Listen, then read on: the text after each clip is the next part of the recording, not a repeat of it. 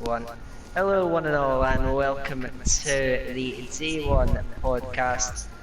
We're going to be doing this after the second round of the D1 Championship, looking at what has gone on so far and also looking ahead to the future of Division 1. Of course, I'm not going to be here on my own, so I'm going to be joined by one of the greats of the league. Okay, I'm done picking you up. It's Mark, everyone. Hello. And curious little fact, this is the first time that me and Tam have ever done a podcast together. Madness. Which I don't think, I didn't even realise until you pointed it out when we were going to do one last week. Which is, yeah, quite weird actually. I've just assumed we'd have done, I've heard your voice so many times on commentary and you've heard mine so many times, I just assumed we'd done this, but...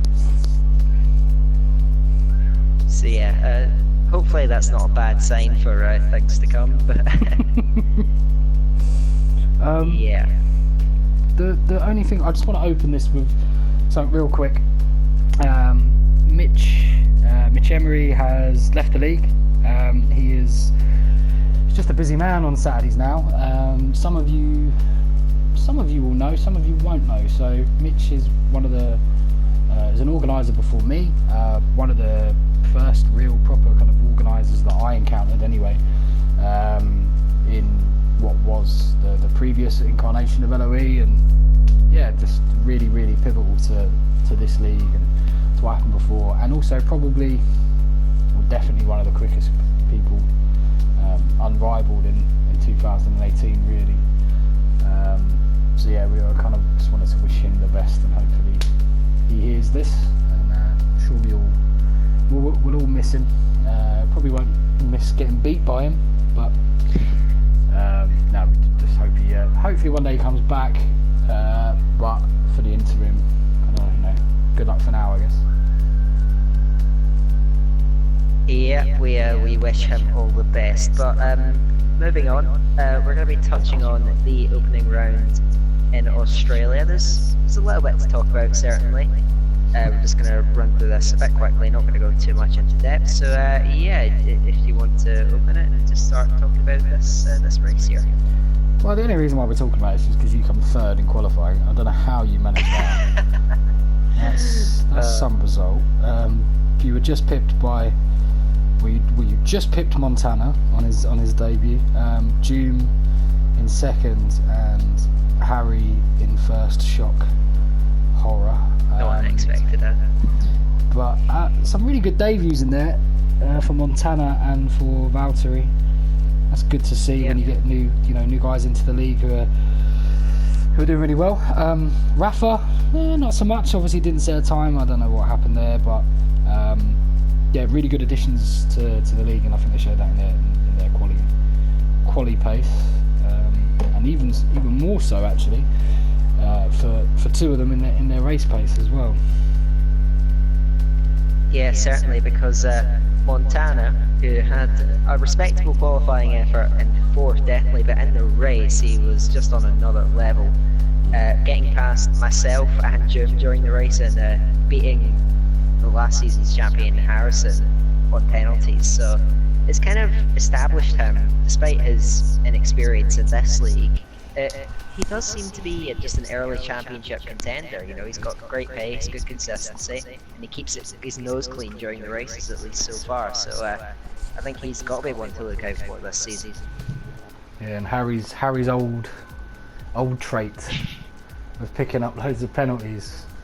Maybe if he's going to be a bit more pressurised in his title race, he could. Maybe that will leak back in a bit. This whole kind of. I mean, he used to pick up crazy amounts of penalties, so 9 seconds actually isn't that much, but that's an interesting thing to see, the fact that he picked up 9 seconds in Australia. I mean, it's an easy track to pick pens on, but not what we were used to seeing last season anyway. No, not at all. He's definitely, I mean, one thing that's, his pace hasn't really improved over time, but it has been his consistency. I think that's why, even though he lost this one on penalties, you can't overlook him. We'll just look at some other good performances throughout the field. Rafa, obviously, last effect. You can't overlook that. That's a very impressive drive. Almost beating me. Thankfully, he bottled it on the last lap, which gave me P4. But yeah, he's again on his debut, despite disappointing in qualifying. We all know he's an absolute alien, and he showed that in the race. Yeah, I've raced with him in a different league before. Lord knows how we were in the same division, but he's really quick, really quick. I think him, two other guys out, a lot of people will know these guys, particularly in D1, but Blizzard and Medium Pilot, he was always in the mix with them. So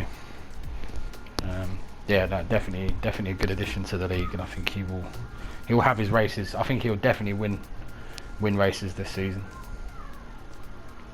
Yeah, I'd say on his day he will be very quick. But further down the field, one driver that surprised me personally in actually both of the races so far is YHYY. He seems to be very competitive, and most importantly, he's just been consistent in both these races. We'll touch on Hungary a bit more later, but you know, 6th place in this race, and he was P5, I believe, in Hungary. So yeah, he's one guy that, you know, coming up from D2, fighting for the championship, and he's showed that he can mix it in with these guys in D1, certainly. Yeah, and he's looking like Serena and Venus Williams. When Serena was starting out, she was rubbish, getting beat by her older sister all the time. But now Rick is getting his backside handed to him by his younger brother. So no, yeah, great performance actually, considering, you know, he didn't even win D2, and he beat another man in 7th who is also a Division 2 winner of days gone by, and another one who I'm guessing he DNF'd, Mr. Yari. So yeah, top of the old Rest in D2 peace. alumni. Rest in peace. Yes. Is there... Go on. No, that was that really. I just think it's just nice to see people get promoted and not get stuck right in the back really, and actually be battling for decent positions, because that's the whole idea of it really.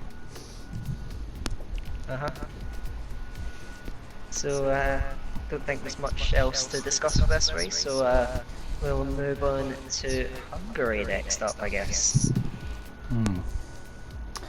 Well, this was all sorts of controversial, wasn't it? Yeah. Let's be honest. I haven't done tons of reviewing of the race, I'll be completely honest. What I have seen, it just seems to be like incident after incident after, trying to get around the rules.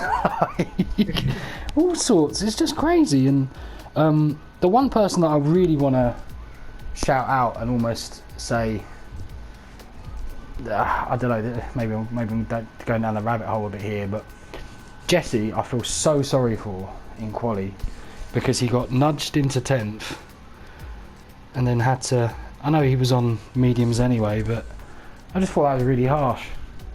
Really harsh that someone purposely disqualified themselves and affected that individual's race to the point where it was completely out of their control. That's the real big umbrage I have with purposely disqualifying yourself, is it puts someone else in a position that they didn't deserve to be in. Yeah, indeed. He just had his race strategy compromised by someone else's actions, which isn't great to see. But yeah, it was a weird qualifying, because there was quite a mix of tyre strategies. You had the top 4 guys going on the soft tyres, going for track possession at a track where it's difficult to overtake. It's not a bad idea. And we also had guys on the mediums and even the hards. Harry somehow got 7th on the hards. How? Jeez, that is insane, isn't it? Yeah, absolutely mental. But yeah, it was quite a mixed up grid in my opinion, which made for some interesting racing and quite a lot of incident as well during the race. V5 must have had a nosebleed, as must have Owen, being up in third and fourth. But like you say, that must be... It's a real tough one, because June must be sat there on the grid thinking, I've got to get past these guys at some point. But then the top four, I haven't seen the race, this is kind of me guessing, like, they must have come out behind guys that were starting on the hards at their pit stop. So that can't have been fun. I'll be honest, I haven't even watched the race either, I've just had my perspective, but yeah, well, I know YHYY held up, actually no, Montana held up the best out of all the soft runners. It was he and YHYY that were able to pull off the one stop on the softs, which you can see in the final results how much that's affected them positively. You know, they've scored by far the best points out of those four. Yeah. So just being able to conserve your tyres despite kind of compromising yourself in the race to get a good qualifying position, yeah, they really earned their money there by delivering top results despite starting on the softs. Well, this is it, and I think what really probably miffed Montana, I imagine, and probably quite a clever choice. I don't know if it was a clever choice. I don't know what happened to Harry and Quali, but the reason why you do those softs is so that you can get away from the guys on the mediums. But if Harry's starting on the hards, he doesn't have to get past people, does he? He doesn't have to push to get by the slow running soft runners when their tyres are going off. He can just sit back and take it quite comfortable until they actually pit. So quite an interesting difference in strategy between what has to be said is the two guys that look like they're fighting for the title. Yeah, and of course, I don't believe they were 1-2 on track, but they ended up 1-2 in the race, so I think they've already got a decent gap on guys behind now. The guy behind being me, just pointing out, tied with YHYY for P3 in the standings. Let's go. There you go. XD2 runners there, doing incredibly well. Yeah, but it is really just those two at the front, especially with the, one particular driver leaving the league. It's opened that gap substantially, and there's drivers like, there's drivers like, I'm trying to think who can challenge them. Duke is probably their nearest challenger, maybe Rafa in terms of raw pace. But they are already a decent way behind in the points now, so closing that gap against two drivers that are absolutely on it is going to be quite a challenge for them.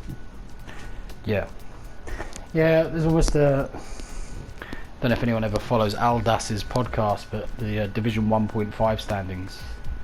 I think maybe we're gonna have to pull that out at some point this season, just to keep it competitive. But yeah, them two look very, very, just in a bit of a class of their own. And be good to watch though, because it reminds, if they can both keep it up, it will be a very fun battle to be just even outside of them, just looking at, because the last time we had this kind of battle was really Decky, who's obviously one of the reserves, who don't count him out for pace, by the way, and Cara, Alvaro Caraton, who is obviously an esports driver now, so, and that was something else.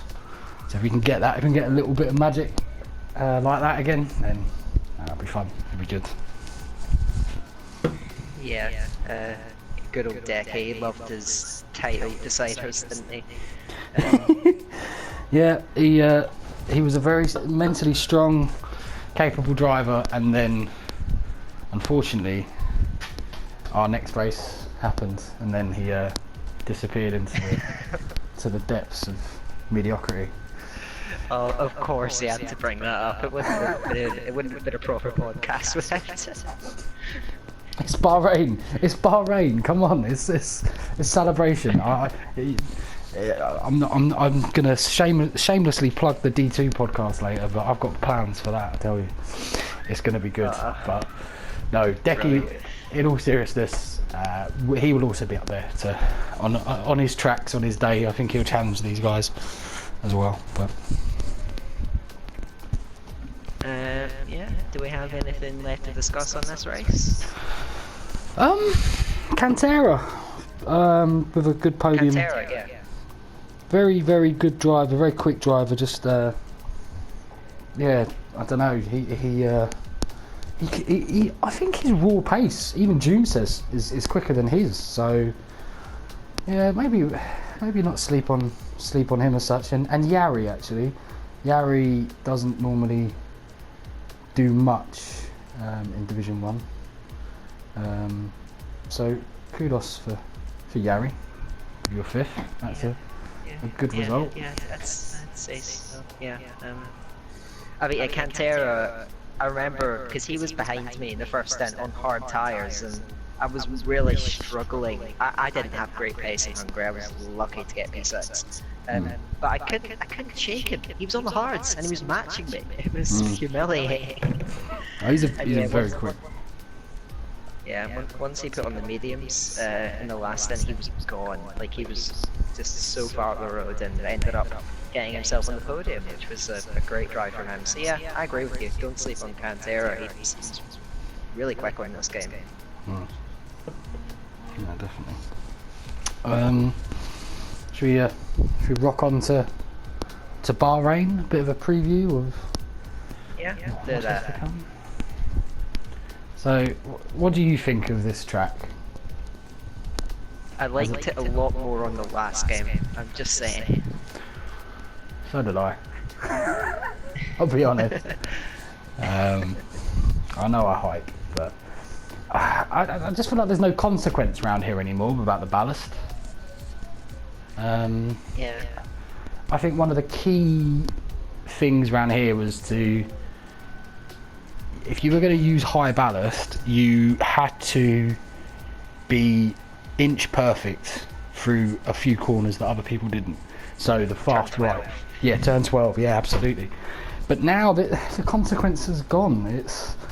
It feels, I mean, the driving's going to be great. I don't want to talk it down, but I think every division this week is just going to be an absolute blockbuster to watch because it always promotes close driving. That's the one thing I'll give about this track. But driving, it just feels a little bit muted, really, if I'm honest. I can see that. And I agree with you on the close racing. I'm just going to plug last season's D2 race. I don't know why. But I'm pretty sure, the top 10 were covered by less than 20 seconds in that race, which is unheard of for anything other than a top division. Yeah. So that just shows, that this track, I think a lot of drivers are very evenly matched at it. There's drivers in D2 and D3 that are going quicker than D1 drivers around here. It does mix things up, which I think is a great thing.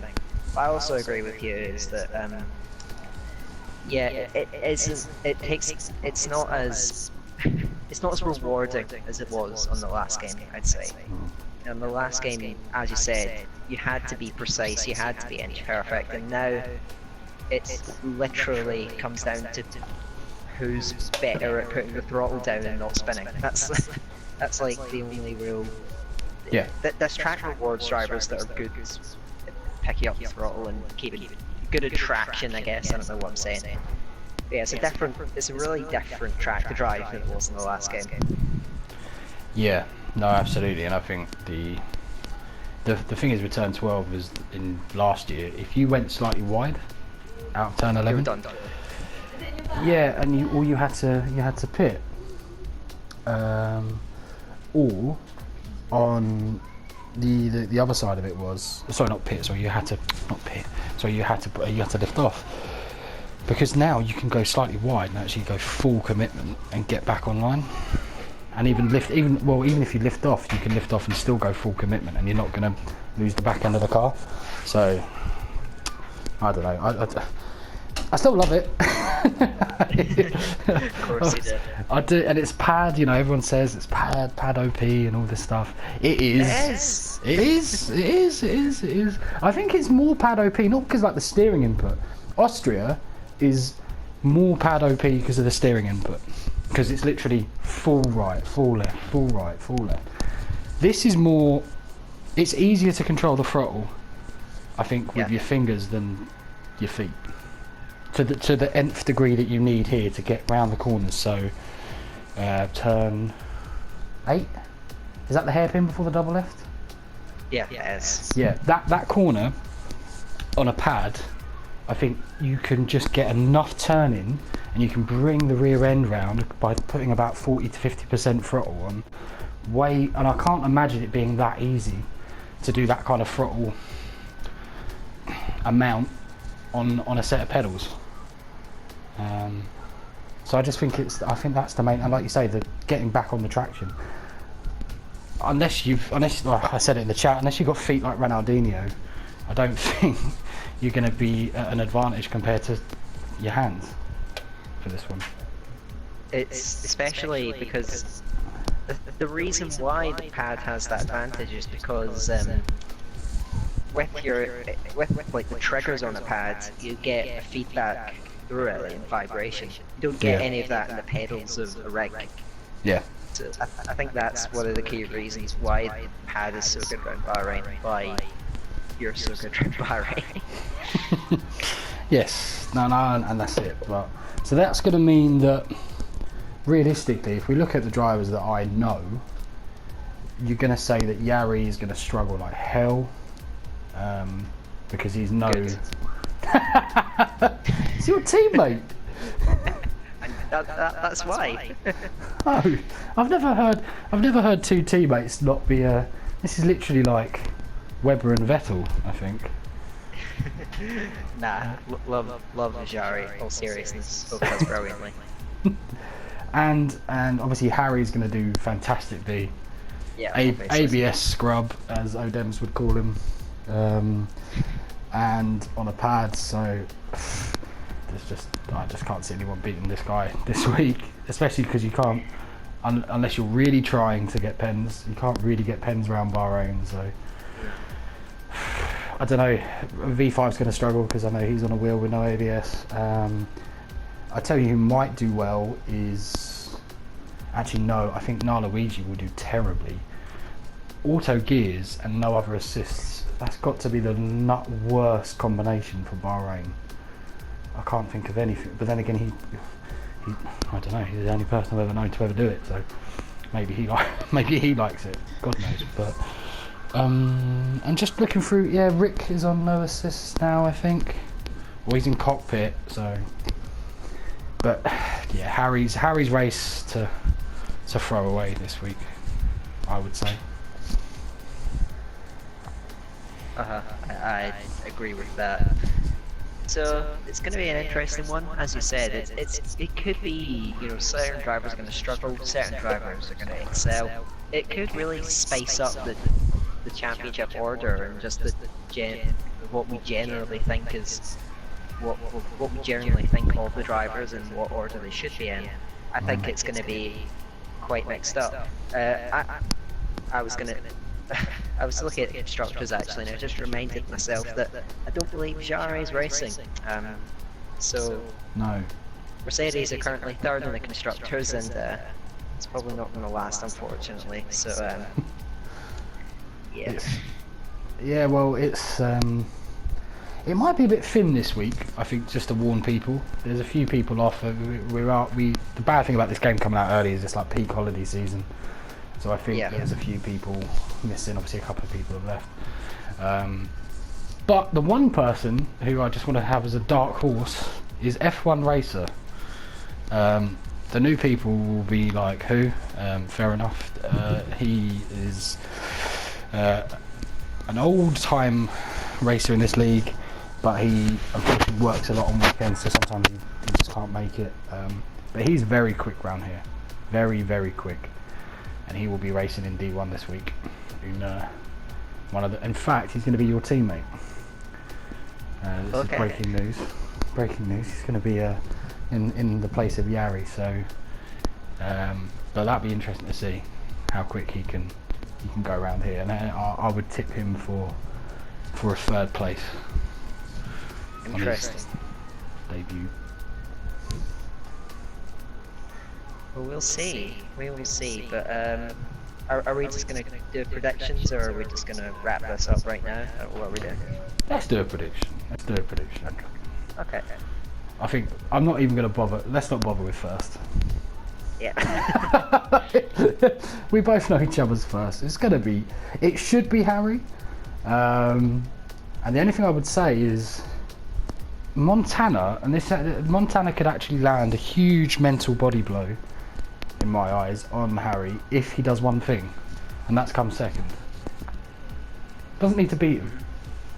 He just needs to come second, and then Harry's going to sit there probably at the end of the race and go, at my best tracks, this guy's going to not go away. I'm not going to pick up 20 points on him. This could be, you know, I'm in it for the long haul here. So I'm going to say Montana second and F1 Racer third. Okay. I'm going to go with obviously Harry in first, unless he bottles it. Second, Odams is racing, isn't he? I think I'll go with him. Yeah. Oh yeah, I thought about Odams. Ooh, the two Irishmen, F1 Racer and Odams. This is going to be good. Not much love lost. And then third, I'll just go with Montana. He's been up front last two races, so I think he's a safe bet. But it'll be interesting to see how people like F1 Racer, who was in D2 to start off, see how people like that, people like him get on. So yeah, it'll be fun to watch. No, so let's see. We will definitely. I think it's going to be a great race. I think there'll be incidents. There always is at Bahrain. People get a little bit ambitious. Although, with the one thing we haven't mentioned, I think the new DRS zone is going to stop a lot of incidents. Down out of turn 2 or 3. I don't know how they class it, but the one down the back straight. Because I think before, people used to end up dive bombing into that corner a lot more. There wasn't a DRS zone last game for that, was there? No, there wasn't. No, and I think that will enable people to get cleaner moves done into that corner. So I still think it'll be tight. The races will be tight, but I just think there'll be less incidences just because of that. But yeah. Okay. So we got anything left to discuss here? You're not quite as good as Robert, but I've actually really enjoyed this. This has been good. Oh wow, thanks. I'll take it. No, it's been fun, and I'm really looking forward to this. This is no secret, but same here. it's my favourite race of the calendar. So. Right, we'll see you all on Saturday, and no, it's been a pleasure, and good luck to everyone out there, and hopefully it's a good, nice, clean race.